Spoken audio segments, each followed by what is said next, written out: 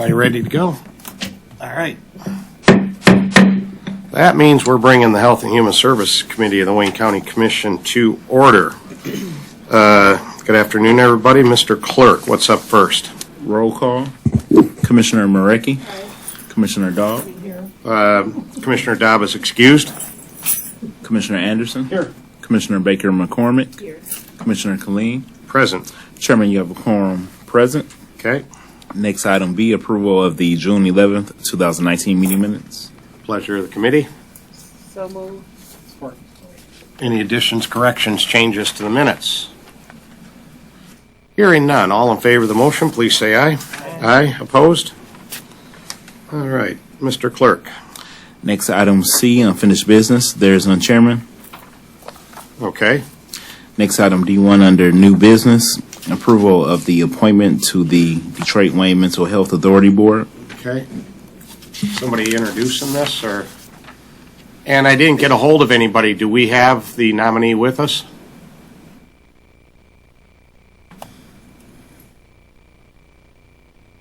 T.R. Winter, Assistant Corporation Counsel on this. I have spoken to Ms. Ruth, I think, in the desire to get the approval moving, as the post has been vacant since March 31st. She did not have a lot of notice with that. Knowing the protocol, will take down the time that the full commission meets, that you're going to review this and work with the administration to make sure that she attends. A week from Thursday Okay. will be the full board meeting. Yeah, if she can't be here today.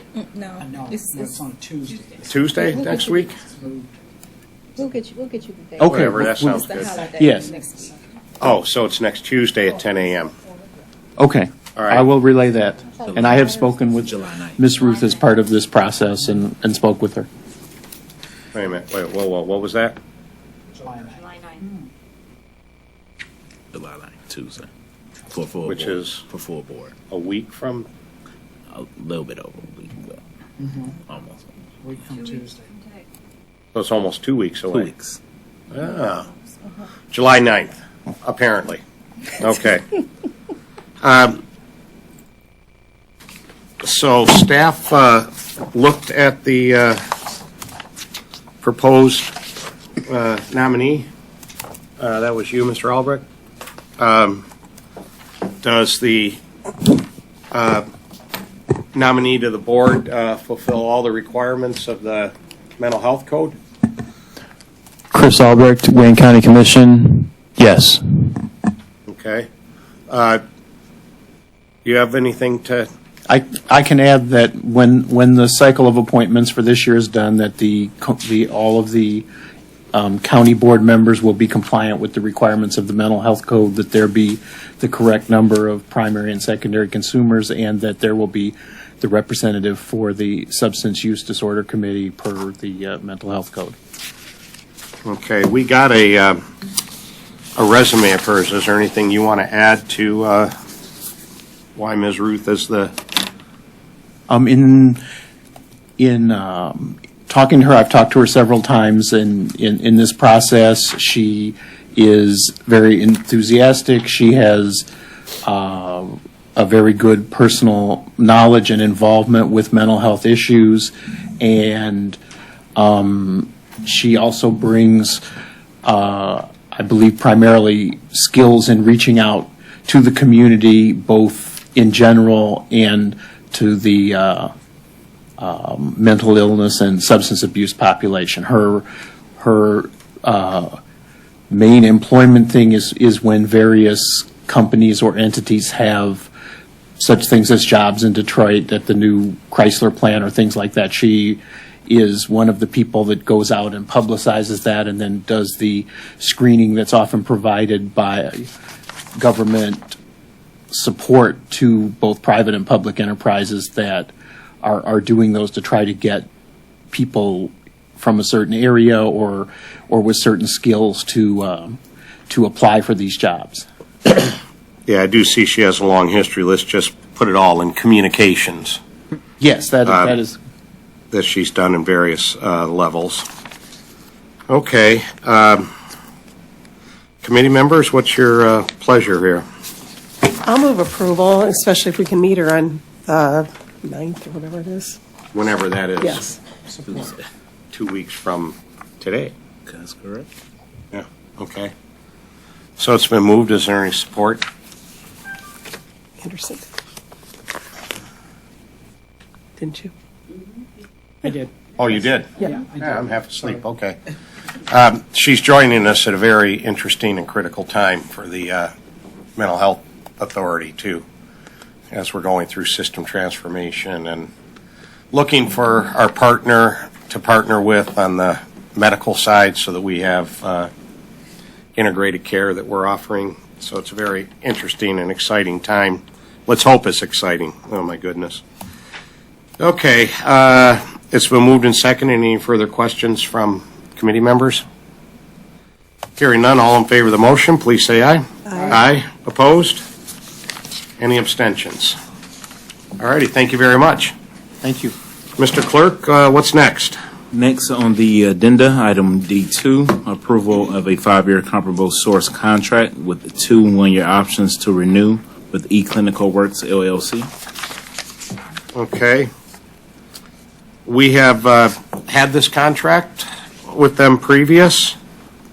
I guess we were out of options on the old contract? Nellie Lee, HVCW Policy and Compliance. Yes, the original contract was a 5-year contract, and it was extended with commission approval to negotiate a new scope of service. So we have exercised all our options to Okay. renew. And I see you have it as comparable source, or Yes, sir. comparable source, I guess is the way to say it. Why are these folks comparable source? They're a comparable source because the clinics have been utilizing eClinical solely to house software or house the medical records information, and to migrate the data from eClinical Works to a new system would require an extended amount of effort in manpower as well as technology upgrades that would result in disruption of business operations at the public health clinic and the FQHCs. Okay.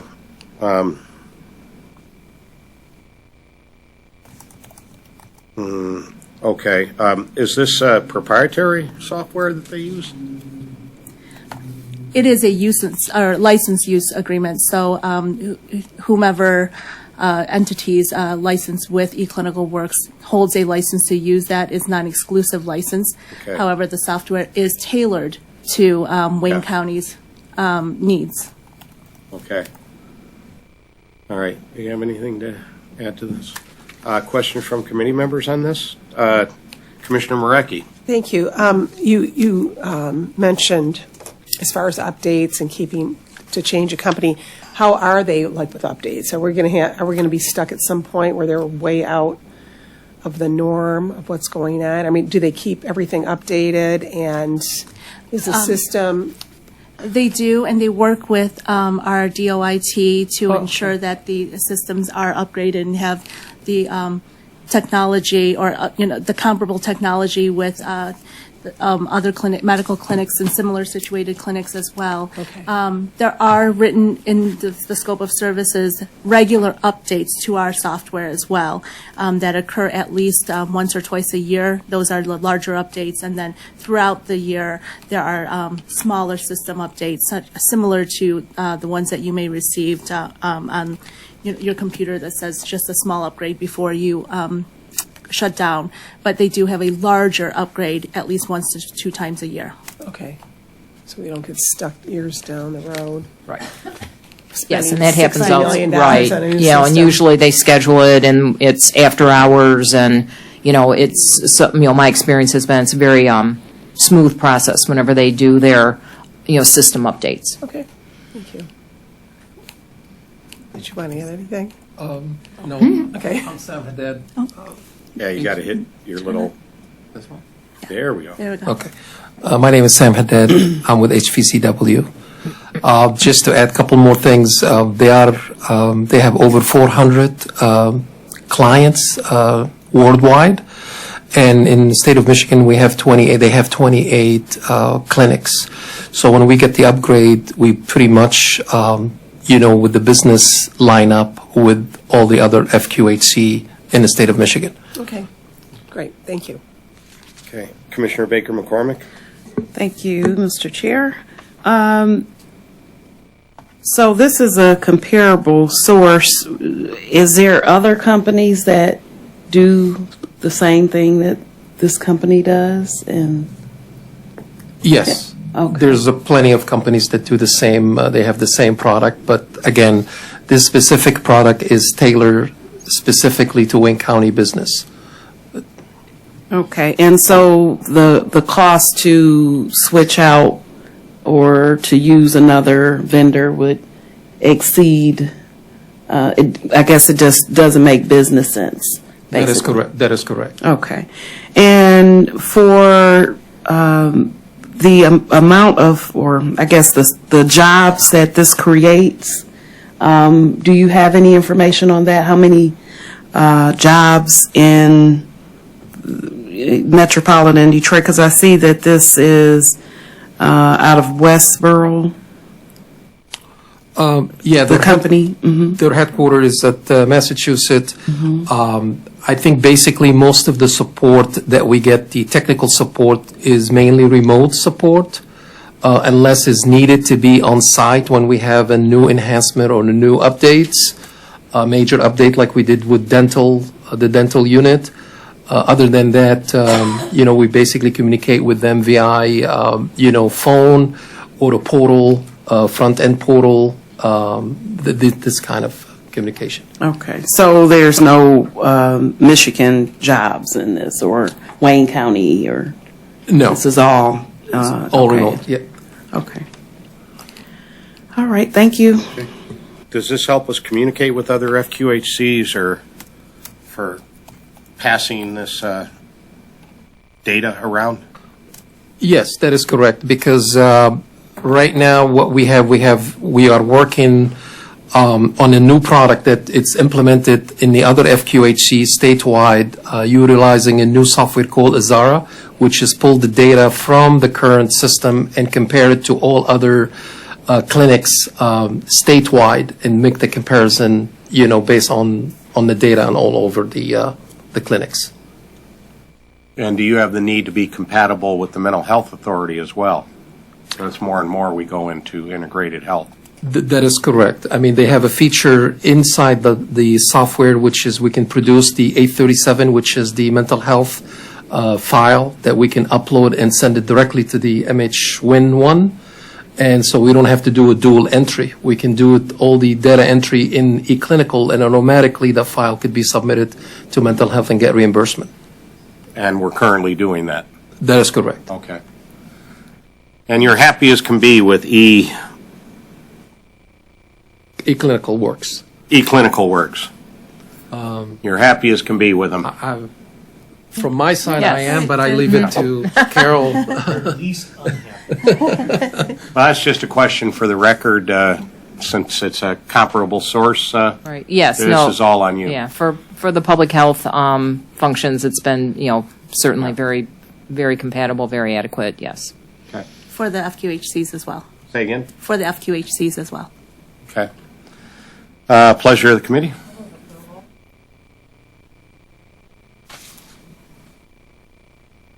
Oh, support. I'm sighing because I don't, it's a large contract and comparable sources. I know I've heard that there's a lot of other companies that do it, but I'm just not thrilled about the fact that we're not going out for bids on this. That's all. So it's 5 years, so it's about $125,000 a year,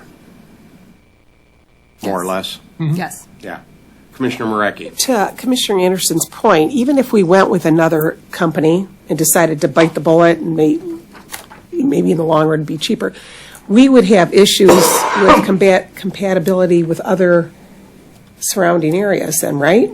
That is correct, because all the other clinics, they're using the same software, which is Right. eClinical, so it will be better to stay with what we are. Otherwise, we have to work on some kind of a conversion of data to be able to pull data from one side to another side. I mean, it could be done, but it'd be more difficult. It'd almost be worth it if down the road, if everybody together wanted to go, if they wanted to change, everybody together goes in and probably gets a better price, but it wouldn't just be us on the limb going out by ourselves. Correct. Okay, thank you. And I'm going to ask Mr. Albrecht, did we get a letter from, it wasn't in our addenda, but did we get a letter from administration saying we want to do this as comparable source? Comparable, I don't think is a word actually, but we use it. Comparable source, and why they wanted to do it this way, the administration? Yes, we did. If you received, or if you do receive a contract package associated with this addenda, it should be in there. There should be at least a memo to the procurement director asking for approval of comparable source. And did they go into the detail that was just at the table here about why it is? Yes. Because of the cost or whatever of, okay. Yep. Okay. As long as we have that. All right, we have a motion with support. Are there additional questions on this item? Hearing none, we'll go to a vote. All in favor of the motion, please say aye. Aye. Opposed? Are there abstentions? Thank you very much. Thank you. And the world keeps turning. Mr. Clerk. Returning to the agenda, item E, such other matters as may be properly submitted before the committee. We have some such other matter that the Director of Health, Veterans, and Community Wellness made me aware of. So, Mr. Brooks, would you like to come to the table, please, and give us some such other matters?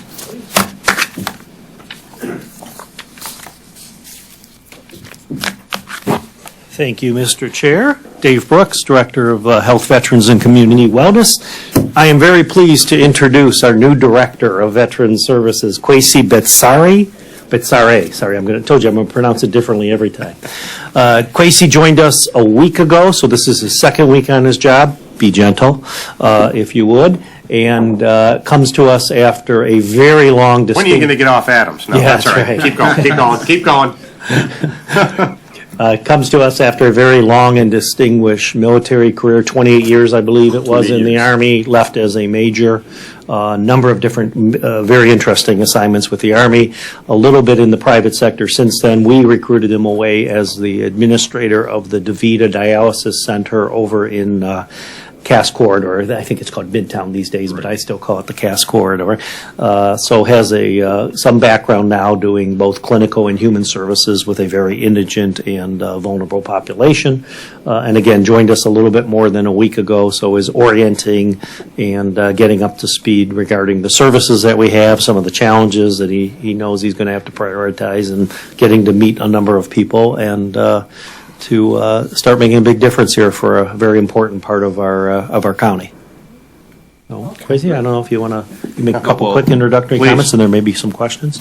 Well, first, I'm glad to be here. It was a position I was looking forward to joining the team and just continue serving the community, serving the country, and just Wayne County and proper. So I'm excited about the opportunity. I know it's a pretty big task.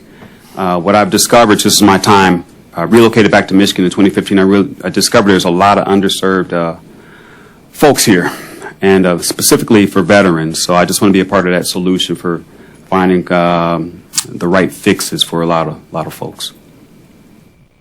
Yep. Excellent. And so we don't have to hear from Mr. Brooks. Please, said a lot. please give us your name. My name is Kwesi Betsare. How do you spell the last name? Betsrai. Betsare. That's right. All righty. Thank you for that. I've been able to meet you so far. I don't know how many members of the committee have. Have committee members met with them yet? No. We got military on the committee here too. With, Army? More Army folks? Yes. Who? That's right.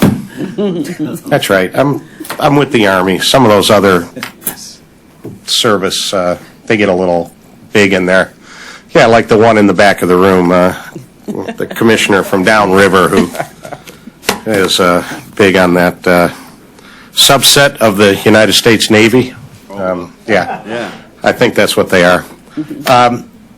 Just wanted Commissioner to- Baker McCormick. Thank you. Just wanted to welcome you aboard and just to say some things that I've been concerned about. First of all, you talked about serving the veterans. They are underserved, but getting the information out to veterans is probably the most important thing that I think we can do, because a lot of veterans don't understand or know the services that are out here for us. So that's one major thing that I would like to see.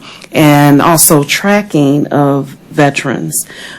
Each commissioner represents a different area of Wayne County. And I would like to see that we can look at a database and say, these are all the veterans that we've served in your community, so we can make sure that we stay connected with them. And then thirdly, that we have locations that are easy to get to for veterans, that are more accessible. So those are my concerns, and just wanted to lay that out. Great, those are valid concerns. So All thank right. you. Thank you. Commissioners, any questions? Commissioner Anderson? The only thing I'd like to say is congratulations on a new position. Look forward to working with you and with our veterans and seeing hopefully some long-term stability and that we have. This precedes Mr. Brooks being there even, that there's been quite a turnover in that position, and it'd be great to have you aboard. Thank you. Thank you. Thank you so much. This might be old data, but I had heard, 5-6 years ago, that from discharge till you first receive benefits is about 18 months. Is that about accurate? No, it wasn't that long for me, but I don't know what that data, I don't know where the data comes from, but it wasn't that long for me. So, but fortunately for me, I had some money saved, so it wasn't something I was watching the clock as much, but that could be realistic. But I don't know for sure. Yeah, because I have a couple of concerns in this area. It seems these days they take you off the battlefield in Iraq and put you on a commercial airliner and you land in your hometown and go right home, that there's not a lot of chance for the military, for them coming back home to get a little bit more settled before they wind up at their house, go through all of what the benefits are that they qualify for.